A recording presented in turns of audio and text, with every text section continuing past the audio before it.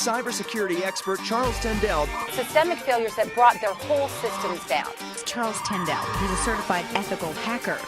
Your emails, it turns out, are not nearly as private as you think.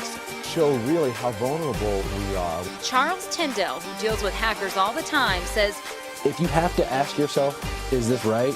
It probably isn't. Welcome. So, Will, technology issues and technology fun and super agile recording all aside, welcome back to the Charles Tendell Show. Thank you so much for having me, Charles. Yeah, it's great to be back. Being here to RSA, having a good time.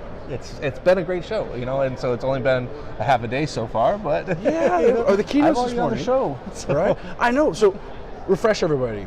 Who are you? What do you do? And where are you from? And I think there's an update since the last time we talked. Well, things keep changing and getting better. But yeah, I'm Will LaSala. I'm Director of Services and Technology at VASCO US. So I do all of our latest technologies and kind of come out and talk about them and get everybody ready for them and get our customers ready for those. Excellent. Yeah. So your whole job is interfacing with the customers, making sure they see what's coming, or making sure they understand how to apply the things that are out now. Both, right? So we want to make certain that they know what's coming, but then we also want to make certain that they're applying the technology that we have today on those things. So we've got to make certain they're future-proof, but we also want to make certain they're building their stuff securely today. Okay. So you were on the show earlier this year. We kicked off the year together, right? We talked about predictions for cybersecurity, and I want to get into that. But what are your customers right now, just this short stint into the year, what are they worried about most right now? What are they looking for? Yeah, so it's all about kind of a trusted environment and building that trust with your users and your platform and your environment. So VASCO, way back when, it was all about building that trust with users with multi-factor authentication, right? Instead of static passwords, we were using one-time passwords, and we were protecting transactions, and everybody had a hardware dongle or a hardware token. So that moved into mobile, and so now generating a one-time password on a mobile device, super simple. Everybody can do that. What we found is that it's not about generating that password, it's about getting the context of where that password is being generated. So VASCO kind of moved into that mobile application security space. So trust in the user, now we can trust the mobile app, mobile device, getting the context, all that. And then we can look at what's happening behind the scenes. Like, so how many times are they checking their balance? Where are they checking their balance? All those type of things. Can we trust that whole transaction behind it? And so that's what our customers are all worried about. The trust relationship. The trust relationship, the user to the back end, all in one, making that big trust platform. So, okay. With the whole trust thing being on the forefront of everybody's mind, Cambridge Analytica and Facebook, right? The world only trusts what most of it considers to be the internet, which is Facebook, to tell them what's going on. That's right. How do you build trust when everybody that you're probably talking to, every client that you have is a human being, right? We can't expect people like Facebook to be able to protect us, because regardless of what we believe, regardless of what the facts actually say, Facebook is who's responsible, right? That's right, yeah. If we can't trust somebody like that with it, why can we trust someone like you to do it? That's a great question, right? What we really see is we're empowering our customers to build that trust, right? So our customers are the banks. So we're working with the banks to build this trust platform within their environments, so that they're rolling out the apps, right? It's not VASCO rolling out that app. We're giving the tools to the banks so that they can make their applications trustworthy, and they can build them in such a way that we can build that trust with the users behind the scenes. So it's not just about what I can post and how I interact and what have you. It's now about everything that you do, where you walk, what you're handling, how you're handling your phone, the biometrics that you're using, all of the different components. Everything. Exactly. Like, that whole context. Right? Like, I mean, and I don't know how many other technologies you're actually connected with, but it's now to the point where the biometrics in your home, the ambient temperature, everything is collected into big data. Internet of Things is a huge piece of this environment that we live in, right? And so being able to grab the context, not just from that, but also from just about anything, right? So your license, your photo ID. Doesn't that scare you? I mean, doesn't it is, but it's all about making the context and putting it in context, right? So you want to be secure. You don't want to be hacked. You don't want to lose money, and you want that environment to be secure, but you don't want to have to jump through hoops to do it. I'm a user. I don't want to jump through a million hoops, right? I don't want to be hacked. I don't want my money gone. So what can we do to make it kind of frictionless, but at the same time secure? And that's about trust. It's about building that trust, right? again, it comes down to where do you put those building blocks, right? That's right. So I went to B-Sides before this, right? Yeah. I always go to B-Sides before RSA. At least this year I finally got to go, right? That's good. Pre-planning made it kind of. But it's all about these building blocks of structure to get to that level of trust. And even with your users at your level, what is the fundamental key to getting that trust? How do you show them that you can handle it? Yeah, and that's another great question. Building that fundamental trust is a lot about having to show the users that they can do more, right? Giving them more access to do things. So, today maybe you can't pay a bill over $200 or over $500 from your mobile phone, right? But if I could pay my mortgage with going onto my online banking app from the golf course, right. I want to do something like that. But most banks are going to say, hey, that's not very trustworthy. You got a big risk factor. Now, if I go to the golf course every week, though, and I'm always doing my transactions on the golf course, well, now they that's put a face to the less name. Risky, and now I can let that transaction happen, right? Okay. So, so that type of trust that you're building with the user also lets them do more functionality, and that's really where you start to show them that this trust is important. So you're saying let's go the other direction of someone like an Apple, where we take away functionality in the interest of getting you to just do what we think you should be doing. Well, you don't really take away, right? So already they're probably not doing very many things, right? So most places will look at their application and say, well, I want to do a lot more with it. So how do I do that and not be risky and not, not open the floodgates for hackers in here? So we're all about allowing you to do more by building this trust. It's not really permission based. They're not, they didn't do more originally and then all of a sudden get scaled back. We're kind of building upon that and moving forward. So they didn't do a whole lot to begin with. You're not really losing anything. Let's just fix this and move forward. Yeah. Okay. So you were on the show earlier in the year, right? Here it is. It's RSA, right? It is the big dog conference of cybersecurity. Your predictions from earlier in the year, how right were you and how wrong were you? I think that we've done pretty well. I think both of our predictions. Yeah, I think even within some of your past episodes and what have you, I've seen a lot of the predictions already starting to come to fruition. Wow. So we saw a lot with blockchain, and we thought blockchain was going to be really, really big, and how you're going to leverage that with authentication and user security. Now, it's been a huge thing. I've seen a lot of organizations have jumped on board that bandwagon. Like they're all like, let's try this. Let's do something with supply chain attacks. Let's do something with monitoring. I think it was like fruits and vegetables for shipping. And I'm like, wow, this is really cool. It's good to see that innovation. But did you see the keynote, the cryptographers panel this morning? I missed the keynote, unfortunately. Oh, well, one of my takeaways from it was blockchain doesn't seem to be the end-all be-all, and there's got to be something better out there. I think all technology will evolve, right? Right, it'll grow. And so you're going to see things that we start with kind of this baseline of where we are. So even within the Vasco Trust platform, we're looking at kind of this where we're starting, and then we can kind of add components and beyond this. So like, one of the things that we talk about is that initial kind of authentication. Like, how do I know that you are who you say Charles, you are, right? Other than, hey, meeting you in person. How do you know? And so adding that technology is really the next thing. So with blockchain, I think it's the same thing. So looking at blockchain right now, it's great for Ledger.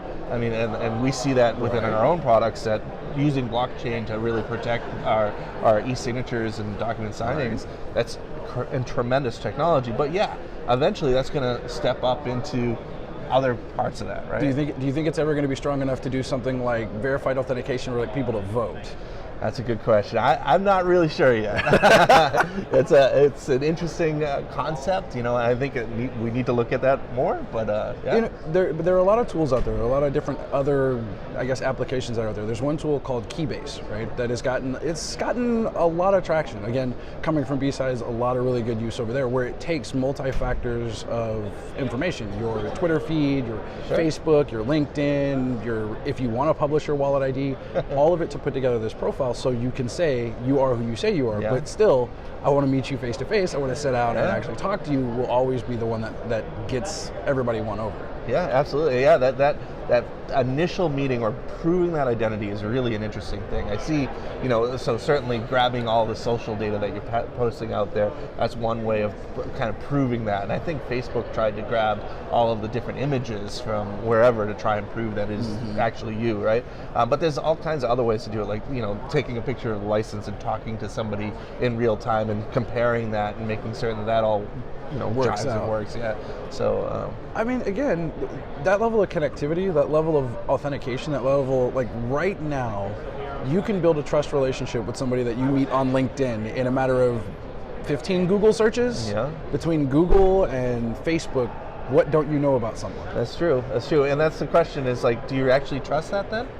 And so, but if you can say, hey, it's been from the same device and they're in the same location and they use their device the same way every time, and they go, you can start to build that trust. You can start to say, hey, that's probably the right guy, right?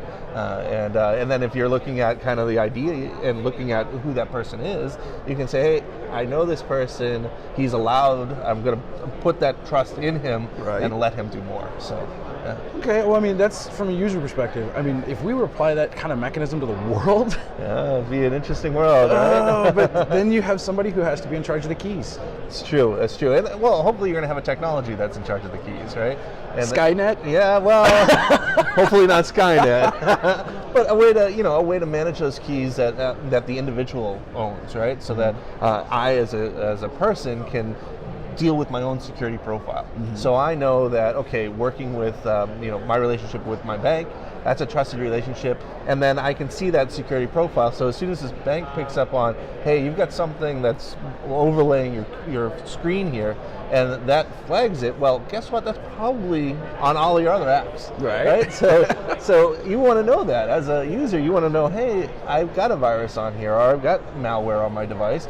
How do I deal with that as a person? But as a user, do you really need to know that? Like let's be honest about that. As an end user, if we give again, RSA, San Francisco this week, 100,000 of the smartest people in the world are here. If we give anybody in here a pop-up that says, oh my God, you have a virus, everybody in here is going to have some sort of reaction that's going to be most likely the right way to go, right? Yeah. But the consumer, everyone else, every end user in any organization is going to be like, what is this? Let me freak out a little bit. I agree. And so the issue might not be that it might not be that you pop up and say, hey, you got a virus. It might be that you just simply say, hey, right now we're not going to let you do this here, but could you call the bank, or could you go into a branch, or could you talk to your retailer, whatever it is. And when you go to the retailer, again, they don't need to know that it's a pop-up. They just need to know that, hey, the transaction was stopped for some reason. And at that point, they need feedback. They'll probably say, hey, why don't you bring your iPhone into Apple? Or go and see Best Buy, the Geek Squad, and get the device checked out, or something like that. Right? They don't have to be your tech support. They just have to be able to stop the transaction, protect that risk, that trust, make certain it's not broken, because that's the worst, right? So you're doing what's best on the user's behalf, letting them know that I took that action. Yep. And here's kind of why. Go see somebody that's going to explain it to you. I can actually fix it for you. Okay, if you really wanted to go that far. Okay. Yeah. Okay. So what was the other predictions? Forgive me. So we did a lot with IoT. So everywhere. And it's just getting bigger, right? Oh my God! I saw. Did you know that they have Bluetooth internet connected toilets for some? Like, it's a real thing. Like, I thought they were joking. I saw it at CES last year. I'm like, I can't believe this is a real thing. Why are we just charging down? Let's put it all on the internet. Again, it's all about being able to reach beyond make everything connected and have that information. I love IoT. I put it into my pool so I can check the temperature and the salinity of my pool. You got to have it everywhere, right? Right. The biggest problem is also security. I know it's wide open. I bought a camera from China, put it in there, and I know that it's got a back door in, because I can go to a website that's a Chinese website, and I can see my camera. Yeah. And I'm like, there's something wrong there. I should be protecting that. And that's really, putting all that into context, right? Being able to say, hey, that has definitely broken my trust. I shouldn't be using that camera, but I still have it on my network because I still want to see what's happening. Yeah. So it's a bending of that trust. That's right. Although, did you ever see the movie Circle? I don't know. Is that the horror movie? It's kind of a horror movie, depending on which angle you look at it from. It's kind of a horror movie, but Tom Hanks and I forget the young woman's name. She played in Harry Potter. Oh, yes. Wingardium Leviosa. Her. Oh, where basically it's Facebook connected to everything, all of the Internet of Things devices you can imagine, all of the cameras in real time make us better human beings because we're accountable to everyone all the time. Yeah. And when I first started watching it, I was like, this is absolutely terrifying, right? That's true. From a privacy perspective, from a security perspective, I was like, why in the hell would you put that much information online about yourself? But by the end of it, I was like, it's true. Yeah. The more you have out there, the more people watching you, the more they're like, what are you doing? Yeah. So do you think we're headed to a world where IoT and Internet of Things devices is either going to be terrible for privacy or great for accountability? You know, I think we're seeing kind of the generations kind of mature and change, right? And so a lot of these generations have dealt with this, or a lot of the younger generations have already dealt with cameras everywhere. You know, I know my kids, there's more video and pictures than I had when I was growing up, and I had a ton, you know? But now it's like, you know, a whole world's in the cloud and what have you. So they kind of grew up with that, and when they start to deal with IoT, I mean, I've got the connected lights, I've got the connected thermostats, so it's kind of second nature. I can't tell you how many times they're in OK Google and having them turn on something. It's so much easier than having to find the remote every single time you walk, especially if you have little ones. Exactly. So they're kind of already starting to build that trust in the products and what have you. So to them, I think it's just going to be second nature, you know. And the more we can do to protect them, you know, and the more we can kind of make this trusted environment and trusted platform, I think that's really important for our next generation as they come up. So they can trust that we did the right things, and then they're going to come back, and I don't think they're going to see it as a privacy concern. I think they're just going to say this is actually helping us be better people, and being able to do more stuff quicker, better, faster. So in the long run, it's not like the collapse of privacy, it's more like the evolution of it. Like the next generation is going to have a different perspective of it than we do, and all we have to do is make all of the mistakes now so they can make less of them then. Hopefully not too many mistakes, right? Oh man, there's too many pieces of technology not to. That's very true, very true. So what did you actually get to see at RSA? You know, I've been at our booth, so we're right in the front, and so that makes very busy. So I haven't been too far beyond that, but I've seen a lot of friends and new places, and so a lot of been at RSA now for 15 years. Wow. So I get to see a lot of the same faces over and over. A lot of growth, a lot of change. Yeah, a lot of people that have kind of matured and gone on to bigger and better things. You know, actually, I ran into an old intern of mine. Right, he's had an amazing career, and he was out here. He was over at B-Sides. He now works like within a block of here, and is just absolutely loving where his career is. And seeing people grow over the last several years has been amazing. So seeing RSA where it started, or at 15 years of RSA. What's the biggest difference from 15 years ago to today? Well, so besides the construction, I thought that was been going for 15 years. It might have been. I thought it was a feature. I thought it was, didn't they say it was like evolving art? I don't know. That's true. Yeah, I think the stories have changed, and they've gotten bigger. So I mean, like when we started, it was always one specific technology, and everybody was doing that one specific technology every year. And now you get to this year, and I think there's probably 4 or 5 technologies that are really mainstay. And everybody's trying to perfect and get it all to the right level. Exactly. So what do you think? What do you think are the ones that are going to make it? What do you think are going to be the ones that are going to be? Well, I think time will wait and tell. I'm not going to make that prediction yet. So from the beginning of the year, how many of those pieces of technology are actually reflective of a concern, of an idea? How many of them do you think are right? You know, I think everybody can get out there and do a new piece of this technology, and so I think it's constantly changing. I can't really tell which ones are going to be right now. Right. We'll look at the beginning of 2019, look back on it and say, okay, which ones have changed in here, and how are they going to go forward? You know, and so I think we're still in the middle of the year. We're still in the beginning of the year, right? And a lot of these technologies that we're focused on are starting to get foothold and gain traction. So, well, there's a lot of advancement. The industry moves extremely fast. You know, I'm thinking by the end of the conference, we'll know what some of the big trends are going to be. I think so. Because they're putting their money where their mouth is. It looks like out there at least. Well, this is the show for it, right? Right. Well, Will, I think we're about out of time. So you know how it goes. I want to give everybody the opportunity to promote what matters to them. How can people get more about you and learn more about what you're doing? Yeah, absolutely. So you can come and see us on VASCO.com, www.vasco.com, and take a look at our new trust platform, or trusted identity, and come to see more about adaptive authentication and how you can kind of build that trust between your users and your application, and making your mobile application more secure to get everything in one place and not have to take eons on building that application. We kind of make it real quick and dirty. All right, so website one more time. What is it? www.vasco.com. Right on. Thank you, Will. Thank you, Charles. Good to see you. Good to see you.